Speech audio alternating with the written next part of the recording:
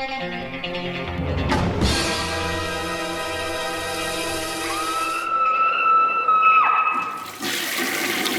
guys, what's up? Week 56. I'm going to start this out with the MVD Rewind collection drawing. We had about 251 entries. Everybody's email addresses on these 3 pieces of paper. And I have a randomizer here. So I am going to shake it up. I put 1 through, 1 through 251 in here, and I will press the X, and that will give it a random number. I have this set to have this number pop up too, so don't worry, 63, you didn't get screwed over. So there we go, and I'm going to press that X for you and see who it is. And it's 236. So let's see who number 236 is on this. Then we can get into the reviews and whatnot. 236 is angelusnext@gmail.com. Let me show that. And if that's your email address, please message the Screaming Toilet Facebook page as soon as possible. I don't know if that's going to pop up. Again, that was angelusnext, that's 2 X's, at gmail.com. So message me if you find out, or I'll message you if I don't hear back from you shortly. Let's hop into the reviews. The first one I'll be reviewing is for Cult Epics. It is Frank and Eva. I've never seen this movie, but they released earlier this movie called Obsessions, done by the same guy whose name was like Pim de Laura. I'm not sure. He was a guy from Amsterdam that did some unique movies, and he had like a history working with like Martin Scorsese and stuff like that. And it's kind of strange. Like he was talking about in the commentary on this that he really couldn't break out because he was kind of like stuck in that Dutch world and Amsterdam and whatnot, and he couldn't get like the big American actors.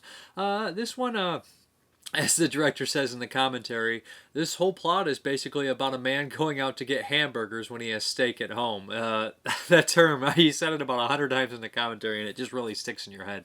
We have Frank, who's this car salesman, a big womanizer, a drunk, just somebody who never wants the party to end, and he's always like goofing off, but he has a deep he has a lot of troubles. He has a lot of darkness in his life, and he needs to fill a void. He has a wife at home, Eva, and she's neglected. She seems to be hardworking, beautiful, smart, everything you would want, but Frank goes out and he sleeps around with as many people as he can. They have a beautiful home, they have everything. And he has this lawyer friend that he's always with, this older man who's an alcoholic, who, Frank sees himself in, or he could possibly become later on, although that his friend is not really a womanizer and he's more kind of uptight. So it's a very strange movie, and it goes about through his life and all these horrible things he does. And he has this kind of mentor, this older man who, is basically looking into his future self more so than the lawyer. He has all these like red herrings in people that he could become, but he doesn't seem to care. And this old man, and he tells him, stay with what you have. I haven't touched my wife in 20 years, yada, yada, yada. And I think the relationship between that character and Frank is probably more interesting than the relationship between him and his wife.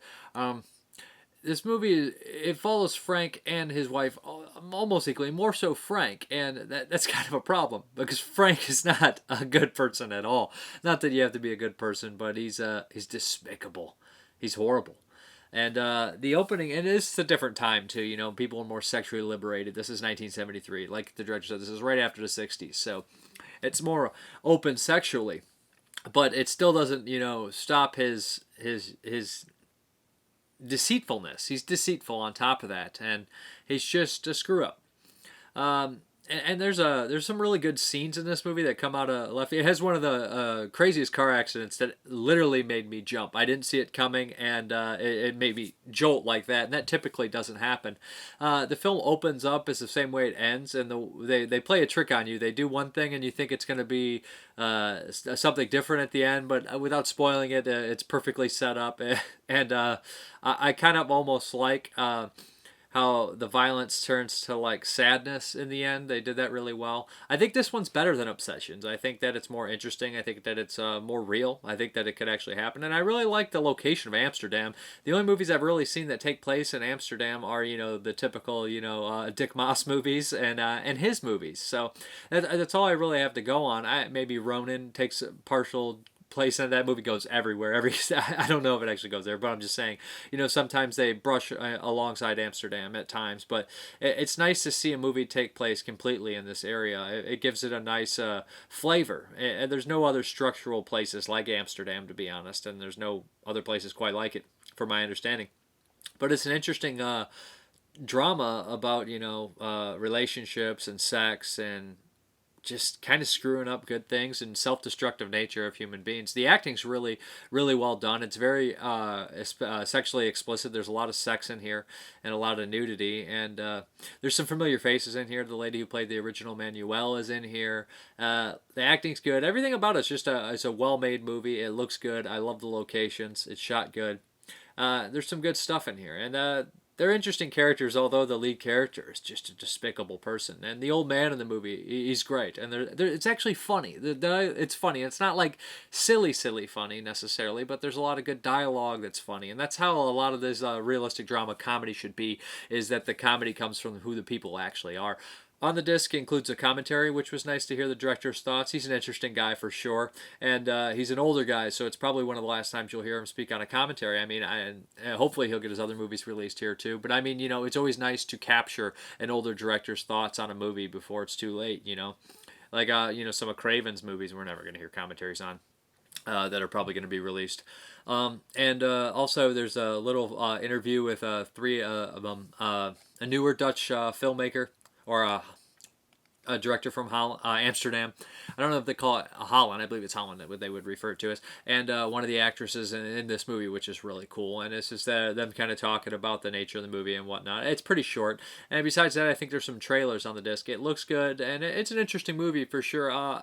Obsessions is more like a Alfred Hitchcockian kind of like thriller type deal like that. This is more of a, you know, a 70s kind of drama piece, which you know, 70s dramas are a lot more different than today's dramas. They just feel more impactful, and they go places that they wouldn't go nowadays. But it's a pretty cool movie.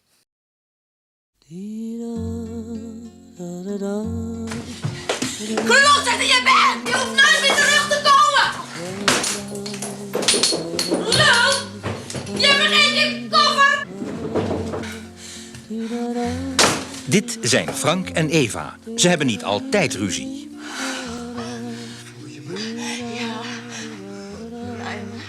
Ik naai je kapot. Ja, ik regel niks. Je hebt niets meer over mij te zeggen. Nee. Heb ik hier niks over te zeggen? Nee. Het is mijn kind. Ik wil het hebben. En als jij het niet wil, dan rot je maar op. Wat wil je? Wat kom je hier eigenlijk doen? Ik wil met je naar bed. Die Frank. Verder nog iets? Frank wil eigenlijk met iedereen naar bed, maar Eva ziet dat niet zo zitten. Uw nederige dienaar verdient het allerergste wat u voor hem bedenken kan.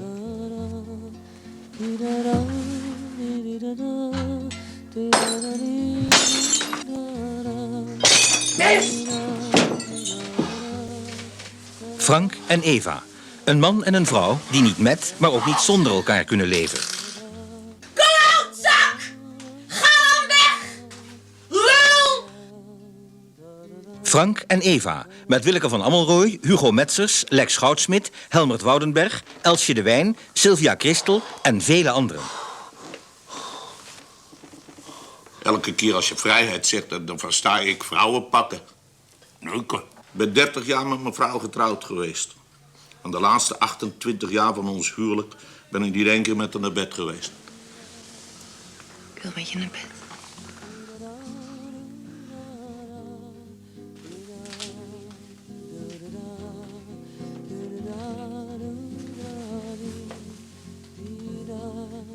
Frank en Eva. Een film van Pim de la Parra en Wim Verstappen.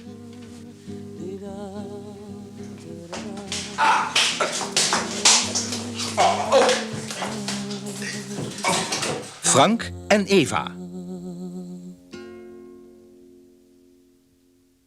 Okay, the next one here is Bruce's Deadly Fingers, starring Bruce Lee. Not to be confused with Bruce Lee, which is what they're trying to do. This is a Bruceploitation movie. This is a VCI title. You know, I've never really seen too many Bruce exploitation movies. You know, I don't even think I've seen many Bruce Lee movies.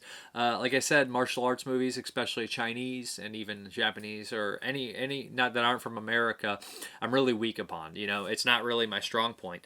But this is Bruce's Deadly Fingers, and this is Bruceploitation movie starring Bruce Lee. Or Bruce Lee, who's one of the bigger ones. I guess there's a few of these guys after Bruce Lee's death that try to incorporate, you know, Bruce Lee's teachings and mythology, and even use some of the same actors that worked with Bruce Lee and knew him in real life to kind of like continue his legacy, but also cash in on his name. And that's what I understood from this kind of movies and the commentary and whatnot. As far as the features are concerned, there's a great commentary on here by a big Bruceploitation fan. He's an expert. He talks a lot about the movie. And there's some deleted scenes, some of which are in German. And the deleted scenes, for once, actually make the movie make a little bit more sense. I wish they weren't deleted. If you incorporate them back in the film, it helps patch up some of the characters and helps make some of this stuff flow a little bit better. The story is ridiculous. We have this evil master who wants to find Bruce Lee's Kung Fu Finger Book. I'm going to say that a lot. Not as many times as they say it in this movie, but they want to find Bruce Lee's Kung Fu Finger Book so they can learn this and, you know, become a more skillful person and, I don't know, take over the world. This guy is a straight supervillain.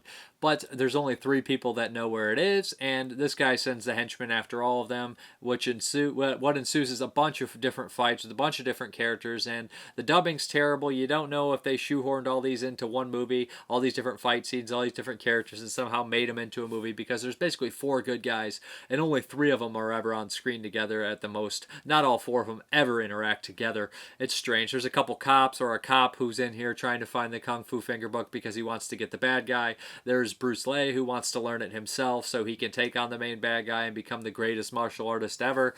And there's a couple other people that hate the bad guy that are after him as well. You'll notice people pop in here like Bolo Young, which is the guy I know most from Double Impact and Bloodsport, the Van Damme movies.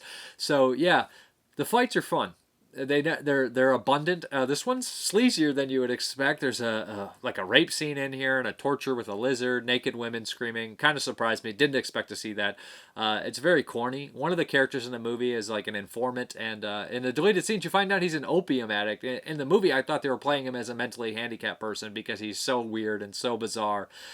People die when they get hit in the back of the head really hard or with a weapon, and they make sure you know they die because it gets really dramatic and they and fall on the ground. It's cheesy. It's ridiculous. It's entertaining. The plot's really dumb. Really, really, really dumb. I can't stress that enough. It's nonsense. Pure nonsense.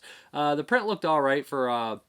I didn't think it looked too bad, to be honest. I'd never seen this movie in any other way, especially for these this Kung Fu movie. I imagine it was cut up a bunch and if not handled very well, but it looked pretty good.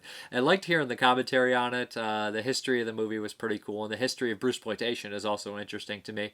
Yeah, it's a fun watch. I was never bored. There's tons of fights. There's tons of ridiculousness. The movie cuts off a lot in the fights. It doesn't feel finished, but I never felt bored either. It's silly. It's fun. There's tons of fight scenes, a lot of cheesy bad guys, and if you like Kung Fu and you like this kind of stuff, I would recommend checking it out. I had a good time with it myself.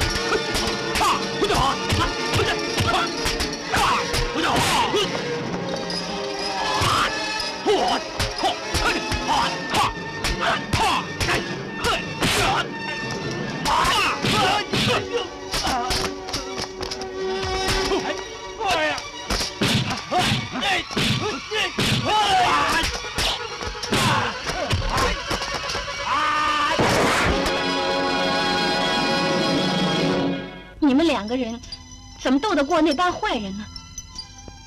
美娜，师傅说过，做人不可以向恶势力低头，要坚持正义。我不会怕他们。小龙，我认识一些警方的人，不如叫他们帮你的忙。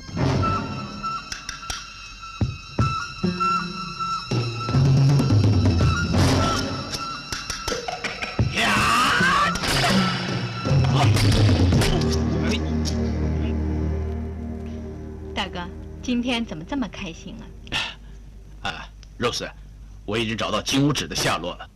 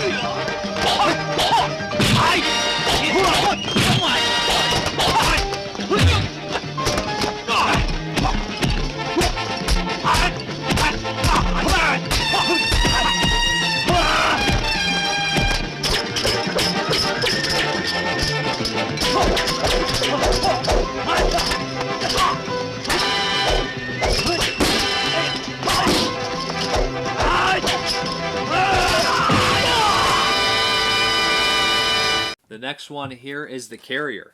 Yeah, this is a Code Red Blu-ray, and there was a big stink about this one. Now get this straight. There's two releases on here: the theatrical cut and the never before released director's cut. I watched the director's cut first, and I must say the picture quality, the blacks were, I guess you would say, crushed. They were pixelated. It didn't look great, to be honest.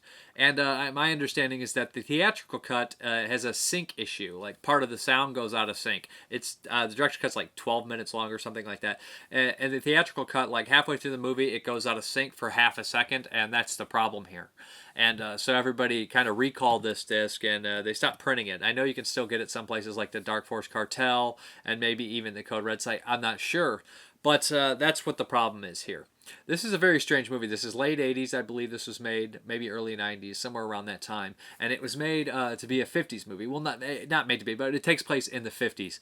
And this is one of these movies that I'm probably going to be a little bit more harsh than I want to be on. But conceptually, my hair is looking like Jack Nicholson here from The Shining. But conceptually here in The Carrier, what we have is this small town, real kind of podunk small town, bad mentality. You have a lot of people in the town that are alcoholics and drunks, and you have this big religious group of people in town.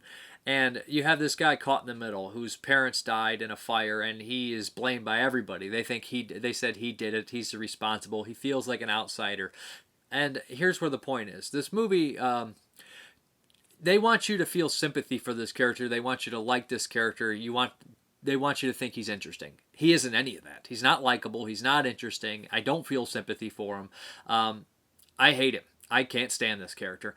I don't personally think his performance is very good either. A lot of the performances in this movie are super bizarre. The dialogue is super bizarre. It's delivered super bizarre. Almost so strangely that it feels inept, but that it takes place in this kind of backwoods 50s town that's very religious and isolated. You can kind of cover it up and say it's kind of supposed to be like that in a way, but it still feels weird. Very much like a fever dream.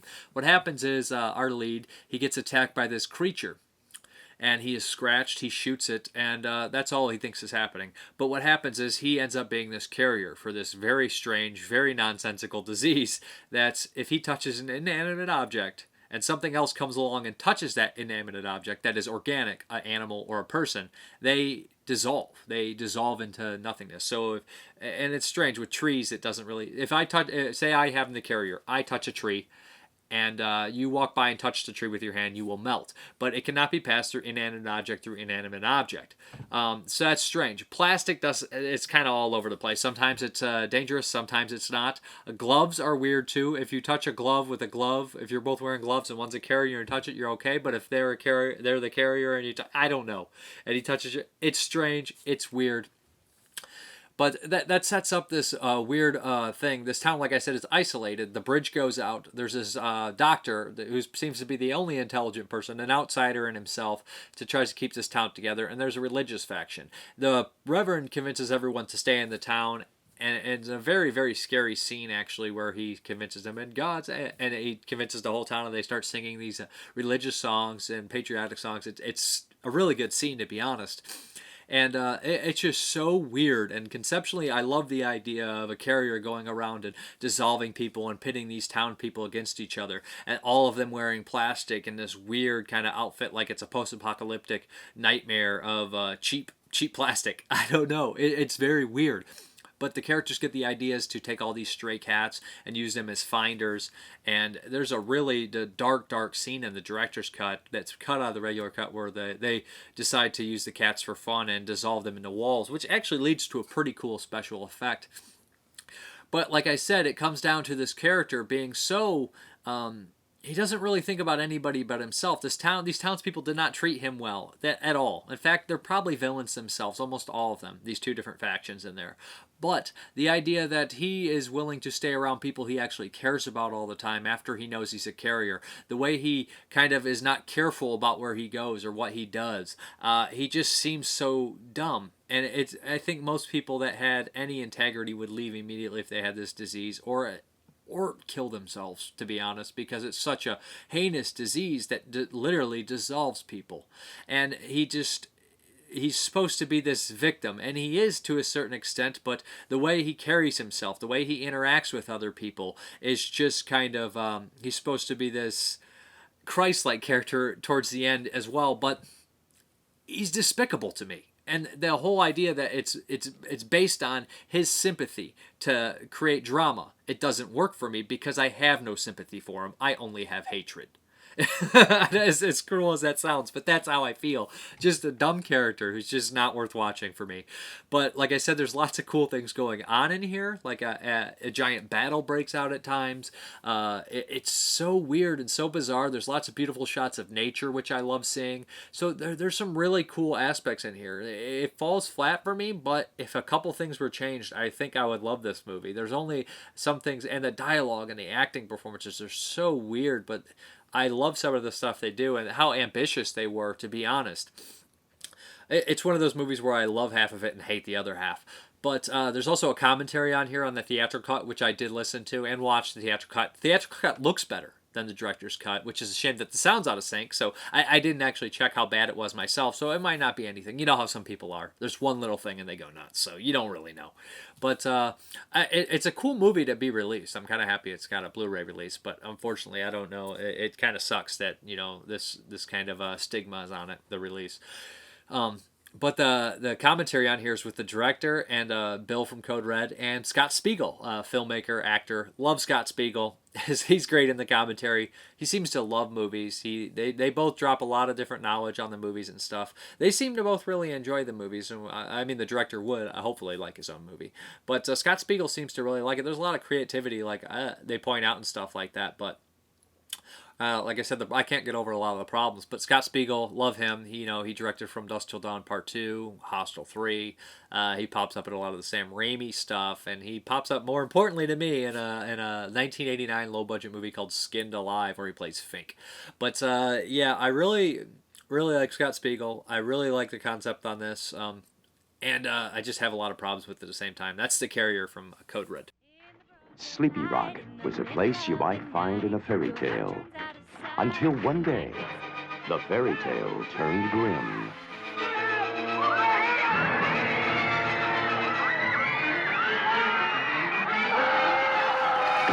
What did this? The book was in his hand. Man, have you been drinking? Now, the nightmare is unleashed. dealing with some type of disease here. Kiss this world goodbye. Don't miss. It dissolves friendships. I knew it. She's the carrier. How can that be? And you're her husband. Families, and anything alive. Go out there and get me cats! What's so great about cats anyway? What, you're gonna check under your bed with the cow? And there's no stopping it. Once, Sleepy Rock was a town right out of a fairy tale. Get the children and cats inside! But now, Cats are death! Cats are what you need! Then let it be death! it's a town out of control. The smart solution: kill anyone who could be a carrier.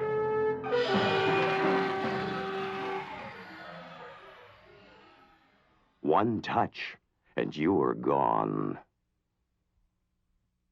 The next one here is another one from Code Red. This one's like Scorpion, actually. My bad. This is Michele Soavi's second feature film, his sophomore effort, The Church. I believe that this was produced by Dario Argento. He was involved with the movie, at least, definitely. Michele Soavi directed Stage Fright, and after that, after The Church, he would direct The Sec, and he would direct Cemetery Man. I love his movies. I think they're unique. I haven't seen this one in a long time, not since the Anchor Bay DVD.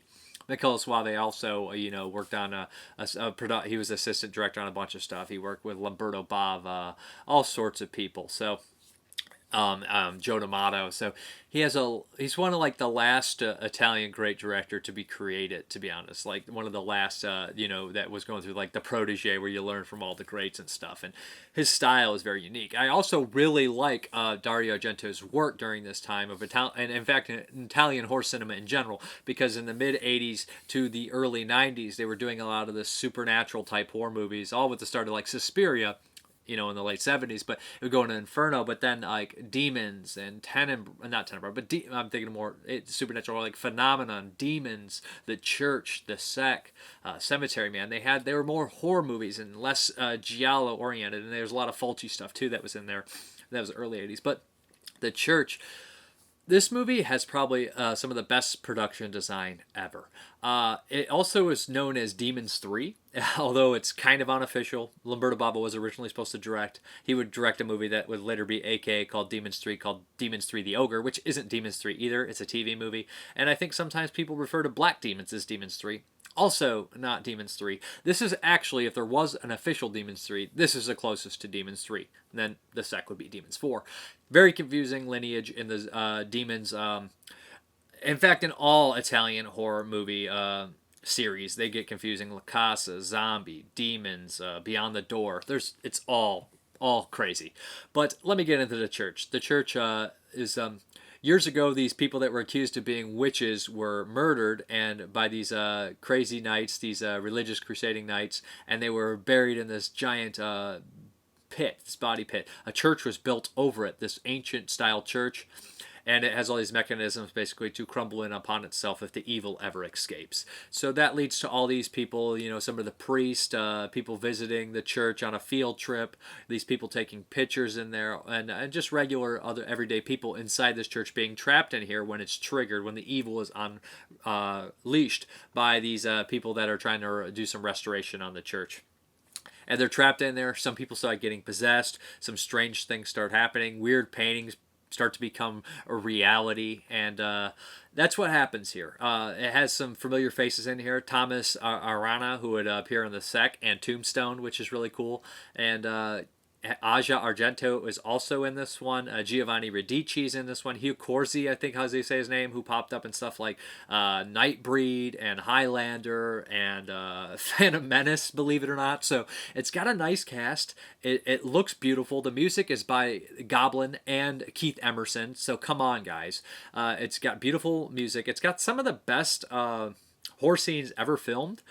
It does get a little inept at times, as most Italian horror films do, but some of the imagery in this movie is some of the best, and how they recreate the photos or the paintings in this movie are amazing. The giant ball at the end, without spoiling too much, the winged demon.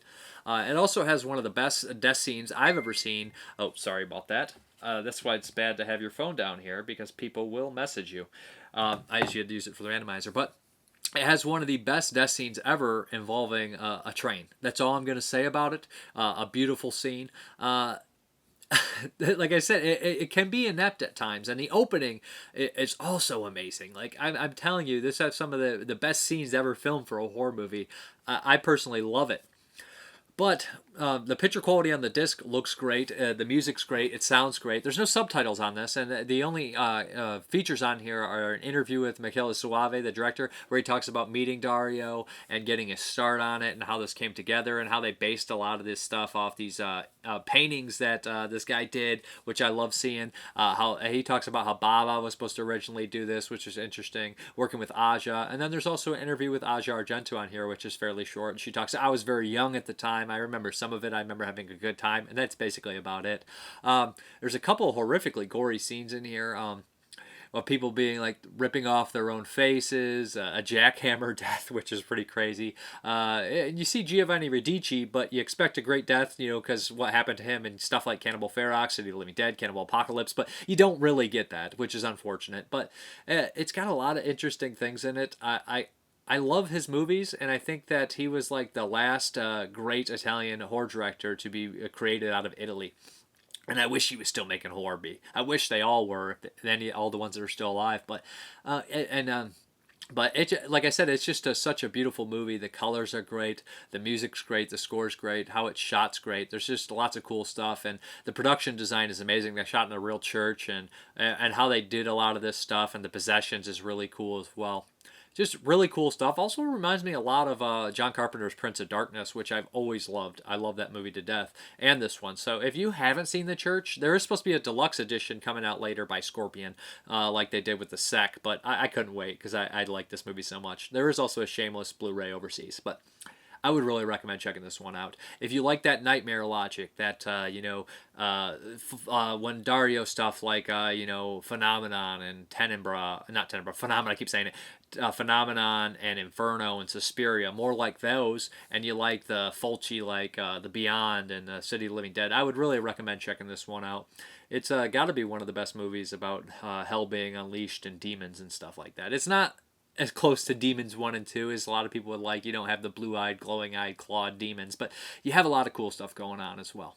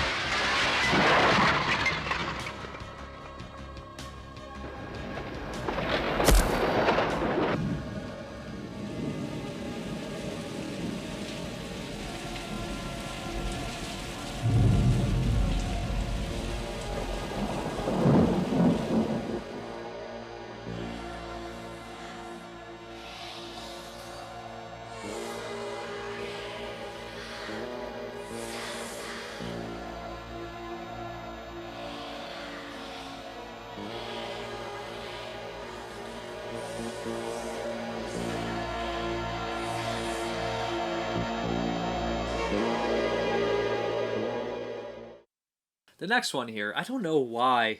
I don't even know if I should review it because I'm sure a million people will talk about it. But I rewatched Monster Squad. I watched the Olive release. I don't know the quality. And this one's the one with all the features. The Olive is bare bones. I adore Monster Squad. I haven't watched it probably 5-10 years. But I used to watch it all the time as a kid. I believe it's 87, Fred Dekker. It's his second film after Night of the Creeps. Another brilliant monster mashup. But Monster Squad is something near and dear to my heart. And I felt like talking about it. I just wanted, a comfort food, so I put it in. I haven't watched it in years. The Goonies meets the Universal Monsters is pretty much the basis of this one. We have this group of kids who are obsessed with monsters. Dracula comes in looking for this book that Van Helsing's diary that can get rid of him.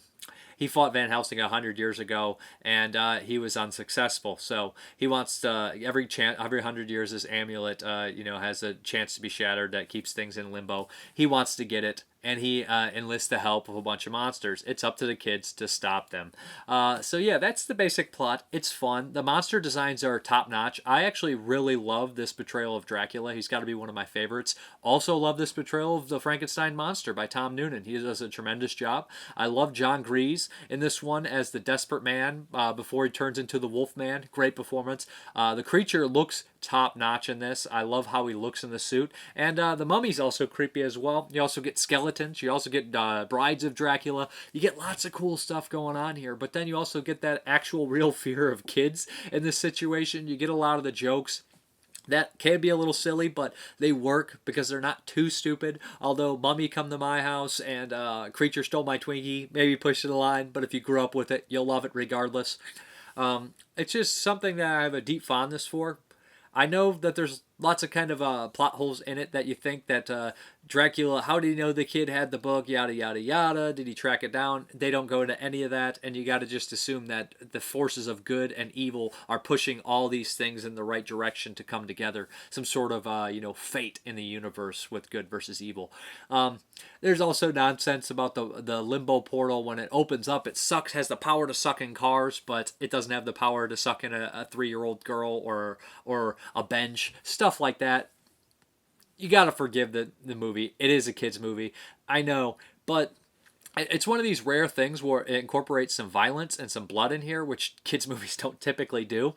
And I really enjoy that because I grew up with this kind of stuff, that PG-13 kind of line. The kids are real. They're tough. They're problem-solving. The interactions between the kids and the Frankenstein monster is adorable and heartfelt. It has a couple familiar faces in here. Tom Noonan, of course. The mom from the Goonies plays the mom in this one. Stephen Mach is in it, and Stan Shaw is the cop. Stephen Mach plays the kid's dad. Stephen Mach is an underrated actor. He was also in Graveyard Shift. I'll never forget his performance in that one. He's also in the Amityville It's About Time. Always underrated. Always does a good job. And this one, he's really good, too. And, as the kids are the main heroic types in the movie, the parents aren't bad. The parents are funny in the movie. They care about their kids and all the parents that are shown in the movie. So I kind of enjoyed that. I like that. And Rudy is one of the coolest people ever in this one. But it's just a lot of fun. I've always enjoyed this movie. It's probably not PC for kids nowadays, but I don't care. It's just a lot of fun, and it's the perfect mixture of horror and comedy and kids movie and whatnot. It's scary enough for kids and it's fun enough for kids. And it's also one of those deals where it incorporates all the monsters on screen together. The main 5, I would say. Not many movies actually do that. Maybe Mad Monster Party, and they even incorporate more in that. But that movie, I like it, but it is goes at molasses pace. It's snail rate, and the stop motion movie. But this one, I mean, it's just some of the best reincarnations of these monsters ever. I do feel bad for the mummy, but you can't have 2 juggernauts. You can have the Frankenstein monster and the mummy kind of just lumbering around. I like how they switched it up, although they reused the same joke from Night of the Creeps in this one. 3,000-year-old dead guys just don't get up and walk away.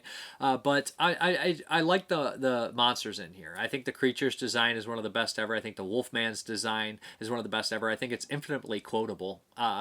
Give me the amulet, you bitch. Mummy Come to My House, like I said.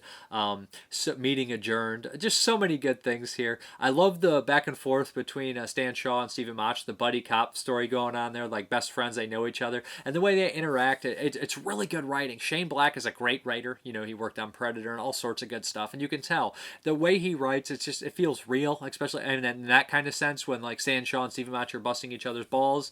It just feels great. It just feels real too.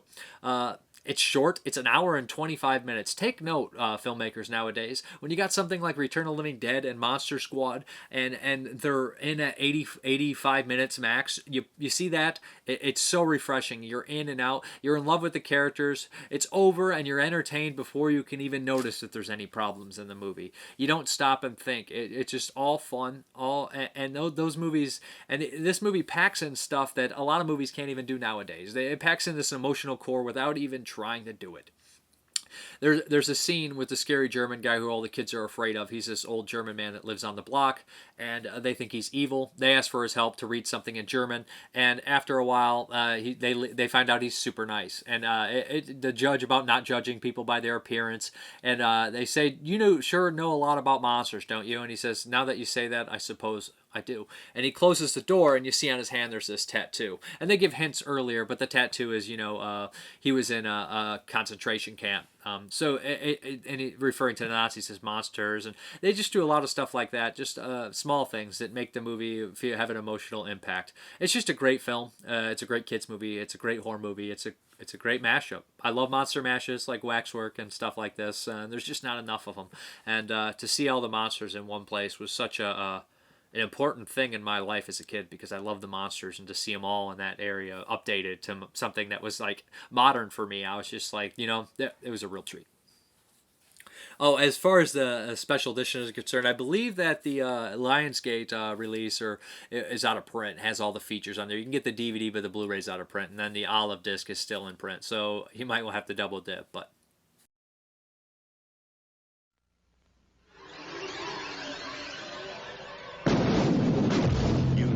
Who to call when you have ghosts. But who do you call when you have monsters? We're the Monster Squad. What's a squad? It's like Miami Vice, I think. They're young and inexperienced. Naughty virgin. They're a bit disorganized. Monsters are not real. We don't know that, sir. 2,000-year-old dead guys do not get up and walk away by themselves. But when strange things start happening in town... There's a monster in my closet. Ooh, look at that big, scary monster! What's happening? You wait to kill a werewolf. Silver bullet? They're the only ones ready to do battle. So he's out there and he's killing people. And if it's monsters, nobody's gonna do a thing about it but us. Soon the creatures of the night shall rule the world. Real monsters? Us? Midnight. In the world, remember? Maybe we can be like Mass Squad instead, Two mass bombs. We got 1035. Stick back up. Hurry up! Or Nature Squad. The book was right.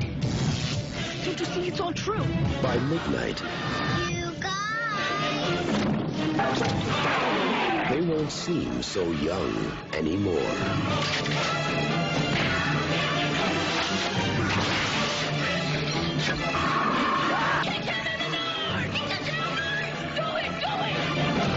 The Monster Squad. Wolfman's gone mad. Okay, guys, time to hop into the VHS Voyage. This one is by City Lights. Here's my bootleg, Hollow Gate, 1988, and here's my VHS. I'd never seen this one. Yeah, what can I say? It's a fairly short movie. It's a slasher that takes place on a Halloween. It's bonkers. It's stupid. I really liked it. It did make me almost doze off twice towards the middle of it, but okay, we have this plot of this guy who's abused on Halloween by his father at a very young age. He's bobbing for apples. His drunken father comes in at a party and dunks his head under the apples and screams at him and says, "Get it, you P-word," whatever. He starts making fun of him, dunking his head under the water. This traumatizes the kid. 12 years later, he's not right. He tries to pick up this girl in a very aggressive way. He he actually blows some people up but gets away with it, and you kind of realize this guy becomes the local legend, the local weirdo, the probably a serial killer, but we don't have any evidence. He's in and out of insane asylums, he's rich, he lives with his mother. That sets up the story for these 4 kids that are driving to a concert, and they go through a small town. I think they're going to Canada because they want to get drunk and hang out and whatnot. And there's also a couple cops kind of scrolling around, driving around, doing their patrols. So that's pretty much all the characters in the movie. At one point, the weirdo gets left alone in the house. I'm not going to tell you how. And he decides to order some costumes for a big Halloween party that's not actually happening. The kids somehow end up getting suckered into delivering it to get a free wig and whatnot. And they run into the killer. What ensues is this killer who has cheesy one-liners, who's absolutely ridiculous, who's acting over the top but in a fun way. Like they Freddy Kruegered him up. He is dressing in these costumes and killing them in different ways, dressing in military gear, in Western gear, in doctor gear. So basically, each person gets killed and dispatched by a different costume character. It's silly. It's ridiculous. It's not overly gory. There's a couple special effects here and there. Also, you follow the cops back and forth trying to, decode, and they're eventually going to figure out what's going on here. The movie does have like a tiny small town feel, although there's not that many characters. They somehow, and then paint up a good mythology about the killer. It's corny, it's cheesy, and the lead performance of the bad guy is really kind of what does it. I actually didn't mind the kids either. They argue, and when one of the kids realizes what kind of crap they're in, he freaks out. And his freak out seems legit, not like the kind of freak out where I'm just doing it, but he is scared and terrified. It may be a little overacting, but it seems fairly legit. There's some point of view stuff in here, which is kind of funny. They do some stupid things, obviously, about splitting up and whatnot to get picked off. It's not all purposely, it's not realistic or anything like that, but it is what it is, and I kind of I had fun with it. It's just a late 80s slasher movie, and the trailer is very spoiler filled. It pretty much spoiled the whole movie, so be warned. Skip the trailer if you don't want any spoiling. It'll be coming up, but I'd like to see this one released on Blu-ray or DVD. It looks really it doesn't look too bad, but I don't know what this was shot on, to be honest. City lights, it's so hard to tell. I don't think it's SOV because it doesn't look that bad, and the acting is not as bad as SOV. Like I said, I do actually like the cops' interactions with each other, and they have a stop for a sandwich and their interaction with the chef. It feels like real small town stuff, and you guys know I'm a sucker for that kind of stuff in movies. But Hollow Gate, it's better than you might think. It does have a Halloween feel. Everything takes place on Halloween. I really like seeing that. I'm a sucker for Halloween movies, so that's one thing it had going for it. But Hollow Gate, that's the VHS Voyage. I enjoy doing these. I'm not sure what will be next week. I'm excited what's going to be next week, but there you go. Halloween, the time for trick-or-treat. But at Hollow Gate, it's trick or tracheotomy. What's a little surgery? Move over, Michael Myers. Jason, get out of town. This Halloween, there's a new deranged killer on the block. Hollow Gate belongs to Mark. What's a little Halloween pretend, huh? Mark lures teens to his sprawling estate, Hollow Gate, by promising them endless sex and sweets. But once the guests are on his grounds, there are no bounds. Mark will do anything to feed his sadistic fetishes. First, he stuffs his guests with Halloween goodies. Then he stuffs and mounts them. I'm coming to get you.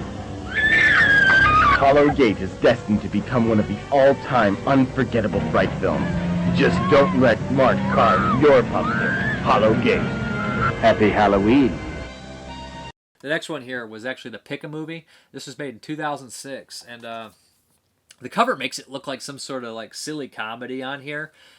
This is a Danish movie from Denmark, and the Soren Prang actually had to send me this one because it was kind of hard to find, and there was no way to order it for myself in this state, in this country.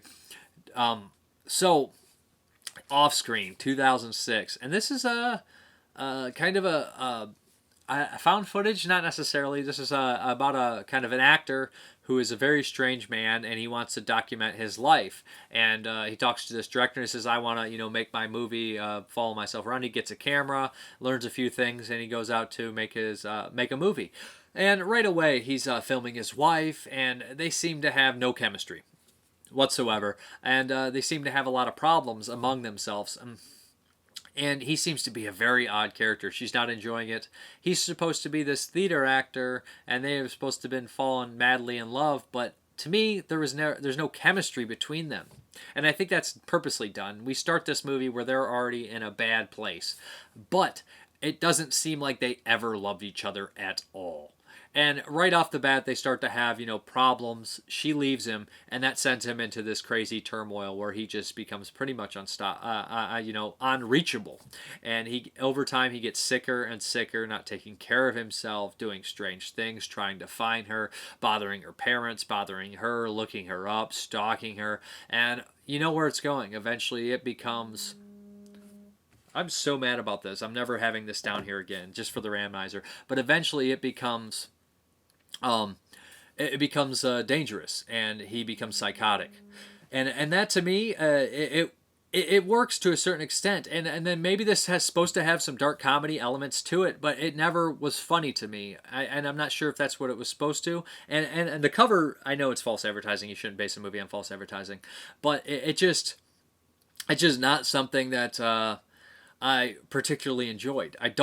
Again, you're supposed to feel sympathy for this character, I think, to a certain extent. And spending an hour and a half with this kind of pathetic person that just can't get anything through his thick skull, that seems like he never had anything with this person in the first place, and watching him kind of be depressed and drunk and eventually get violent, it's just not something I want to see. I will say that maybe if I saw this, 12 years ago when it came out, I would enjoy it more. This is very unfair of me to think, because you think like stuff like August Underground came out and Dirty Cop No Donut around this time, so in 2006 this was something more fresh. But it's kind of like Be My Cat. He's what is it? A Film for Anne, Be My Cat, that one.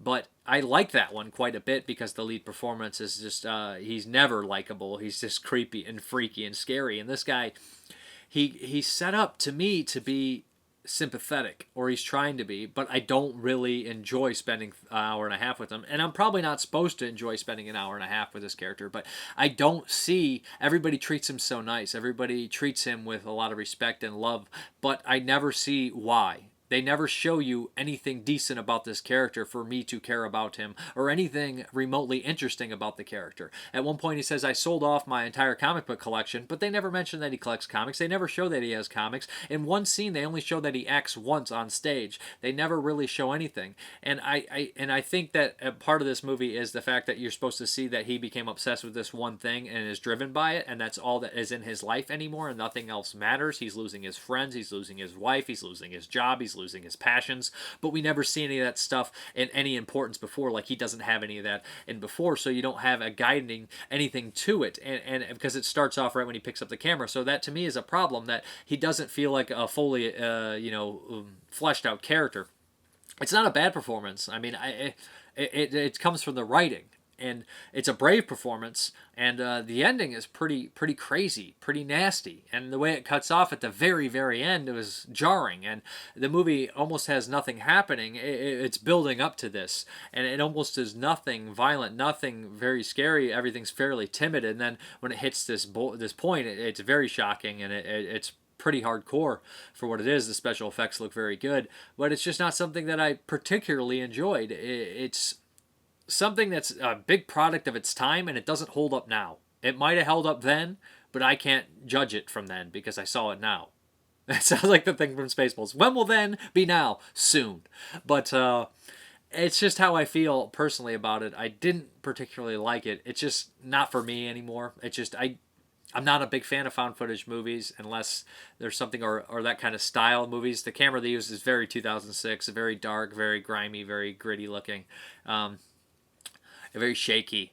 Kingdom Hulk is one of my all-time favorite movies, but that's just so different than a lot of the other ones that came out after. It's just something that might interest a lot of people, especially for, I actually do think that August Underground holds merit and stuff like that, and I like that one and stuff, but I think that this one is the weaker version of it. if that makes sense. I'm not sure which one came out first. I think August did, or around the same time. But it's just not something I really like, and I appreciate them sending it, and I'm not unhappy I saw it. It does have some interesting things to see movies like this from different countries, but that's off screen. And I know the director did a bunch of other movies that are held in a higher regard, I think, and the actor too. The actor's in a bunch of stuff from Denmark. So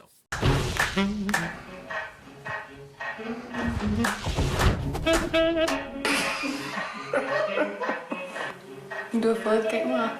Bare arbejde, bare gør som du plejer. Jeg tømmer opvaskemaskinen nu. Jeg ligger alene. Hun er det bedste, jeg har. Jeg elsker dig alene. Realistisk test. Så tager du dig sammen, fucking lortedommer! Det er hyggeligt. Det er rigtig hyggeligt. Ja. Der er meget den der. Prøv at slukke nu. Ja, hey, stop. Hvor skal du hen? Skal vi gå ud og gå en tur? Jeg har det rigtig, rigtig dårligt. Du hiver bare kameraet frem, og så sidder du og siger, at det er en kærlighedsfilm. Jeg vil ikke være med i det, jo. Take 4. Er det der kamera tændt? Nej. Hvad fanden har du gang i? Er du sindssygt op i hovedet? Ved du hvad, Trine har sagt, du skal altså ikke sige det der med sindssygt der. Jeg ved ikke, hvad der er sket med dig sidste stykke tid, men jeg synes ikke, du skal spille i aften. Hold dog kæft, din sæk, mand. Din lille sæk! Kræft dig med ikke komme ind og fyre mig i røvhuller! Det er mig, der har virkeligheden! Fej! Der kommer noget vand nu. okay, let's hop into the Pick a Movie. If you want to enter the Pick a Movie, just leave a comment on the Screaming Toilet page, the YouTube, or just send me a message, leave a comment wherever you see this, the links and stuff, and I'll get to it. Let's see who's going to win this time. And what I've been doing is if you don't get drawn, I keep your name in the hat and just add the new names in the hat. So they're getting bigger and bigger, and I like doing it that way. Who do we got? Just dropped it. James Grimmer. He's won so many times, and he's still winning because he entered his name back in the hat. So James Grimmer, let me know what you want me to watch. Okay, let's get into the Q&A. Nick, if you had your own DVD Blu-ray release company, what would you call it, and how would you differentiate your company from the slew of others out there? I don't know what I'd call it, but I would probably base it on the first couple movies I got before I knew what to call it. But it's kind of like getting a pet and naming it before you get it. You don't really know what you got, so I wouldn't hunt for certain titles. I would hunt for titles that I wanted to see, so maybe I'd probably be like another label. But I would just go for stuff that interested me, stuff I could actually get, though, too. So it would be a problem, you know. Maybe you'd go for a lot of stuff that is, there's not that many Asian Hong Kong movies. That'd be cool to do, like, focus on, like, 90s and 80s Hong Kong movies, because that'd probably be impossible to get. Like I enjoyed satire, dark comedy, but what do you consider off limits? What/who should never be mocked in film? See, that's one thing. Is you think a lot of things could never be done or they're taboo, but film is art, and art should be transgressive, progressive, whatever. You can push boundaries, just you got to do it the right way. If you do something offensive, it better be clever, man, or it's going to be embarrassing. Look at Todd Solondz, man. You would think that those movies are completely off limits, like Palindromes and The Subject Matter and Happiness, like that stuff, man. That's off limits, but somehow he manages to do it. Actors are chameleons, but do you think they should portray everything in every walk of life? I.e., can an actor play a disabled or transgendered person accurately, or should a disabled or transgender actor be given a chance? That's kind of strange, because I always make jokes about it, because there's a lot of foreign actors and vice versa, that they'll be like, oh, why is this person playing an Australian? Why is this person playing an Englishman? Why is this person playing an American? When there's tons of other, people that could easily fill that role and do it more convincingly. But to be honest, like I said, John Goodman's not going to play Tiny Tim, unless it's a voice, or unless it's an ironic thing about it. But so your physical, shape and size could stop people from playing it, but if you can become the character, I would take a role if I thought I could play it accurately and not come across as just mocking the thing and mocking the role. like if you think back in the day, they used to do that stuff a lot. Like Rudd Steiger played a Hispanic Mexican guy in Fistful of Dynamite, and Christopher Lee played an Asian in Fu Manchu movies. And although in the Fu Manchu movies it crossed that line of mockery, but I don't think it was intentional. But I think that it's just strange. Like in The Evil Within, he plays a mentally handicapped character in that movie, and he does a tremendous job. I think if you can do it accurately and you believe it yourself when you're doing it, that it doesn't become exploitative, if that makes sense. As an actor or an actress, you just got to do it.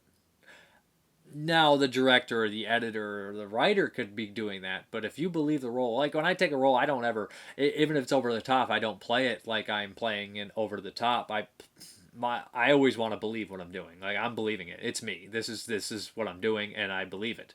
If you don't believe it, if you just want, this is stupid, I'm not doing this. This is dumb. Yeah, it may be stupid, but you don't think it's stupid when you're doing it. If you do, don't do it. That's how I feel. I don't know. It's complex. James Grammer, when a movie is hard to follow, do you find that to be I can't say that word right now. Detrimental? Jeez, I am out of it right now. Or do you forgive it? Does rewatching it help you understand it better? Detrimental. There we go. Sometimes it depends, if it's a serious like crime caper that it bases its whole thing on following a plot and people doing certain things and they completely screw it up and it doesn't make sense, or why did that person do that when they knew this and this, that drives me nuts. But if it's just, I don't know, what like a supernatural element in the movie, like The Beyond, it's like, why are there giant tarantulas crawling and killing this guy? The gates of hell opened. I don't know. Do you know how hell works? I don't. I've never been there. Hopefully I won't go. So you can get away with that kind of stuff if it's supernatural to a certain extent, although if you do it too much it'll become a cop-out, or if you don't do it well enough people will start complaining. But it's sometimes, if it's like a movie that has to follow, like Eden Lake, that movie people love, and I think it's a well-made movie. It packs a punch, but at the same time it relies on all coincidences, and it plays very straight, very serious, and it's all coincidence, and it drives me nuts because the coincidences start to become so unrealistic. I said at this point, what's next? A bear attack? Is it gonna like a meteor gonna hit her? It just got so much stacked against the character that the coincidences, and it just bothered me, and to the point. So it didn't become hard to follow, but you got to be careful if you start doing stuff that people wouldn't do just to move your plot across. John Wilhelm, is there a particular movie that you have been trying to see for years but haven't been able to locate it? Probably Demented with Jim Van Bebber. I can't find that one anywhere. Not the Demented that Scream Factory released, but there's one with Jim Van Bebber. I'm not like dying to see it, but I always wanted to see it. Stuff like that. And there's tons of movies that I want to see good prints of, like China 9, Liberty 37 or something. The, Monty Hellman movie? I don't know if there's a good release of that. I want to see that. I don't want to watch a crummy release of it either. Also, what is your favorite Vince Vaughn movie? There's this thing, if you guys don't know, 22 Shots of Moods Horror Podcast has a Facebook group, and there's this group in there called the Vince Vaughn Nation. And there's also a Robert Lynch mob. It's nonsense, but it's also great. Favorite Vince Vaughn movie? It's going to have to be Brawl in Cell Block 99 because he stars in it and he gives a great performance. Chris Leopard, have you ever watched a movie halfway through you wanted to throw it across the wall? Yeah, it happens quite a bit. Eden Lake, bringing that up. Like, I don't think it's poorly made. I just hate the script. Like, I can't stand the script. Same thing with the remake of Mother's Day. Don't think it's poorly directed. I think the director did a good job. I think the actors and actresses are doing a good job. I just think it's a poorly written script. And stuff like just garbage writing that no one double-checked. Like, okay, the cop pulls somebody over. He doesn't phone on his radio. The first thing cops do is do the radio. They give their dispatch. They talk about it. And if it would have just been one thing, it would have been okay. But all the people in the basement doing stupid things, arguing with each other instead of just running out. And they just do nonsense. They don't act like humans. Drives me nuts. The point where one of the bad guys is at the ATM and he causes the girls to like kill each other. I think that's that movie. That's nonsense. That's bullshit. That's piss poor writing. It's just one of these deals. I hate movies that tend to say, aren't people messed up? And then portray people as not even acting like human beings, and they say people are messed up, but then they don't even act human. Green Inferno is another one that drove me nuts. It was almost like I was watching it and I was like, does this guy even... I know that Rolf loves cannibal movies, but that movie sure as hell could have fooled me, and that he loves them. Well, just stuff like that. Maybe I gave way too many examples coming off way too negative there. Sorry about that, guys, but that's just how I feel. That's all the questions. If you ever have questions, go ahead and ask me. I'll hop into the update. Hope you guys enjoyed the video. Okay, guys, let's hop into the update. It got some cool things. Not so much, but some cool items for sure. We got In Memory Of. This just came. The Eric Stanzi's new movie.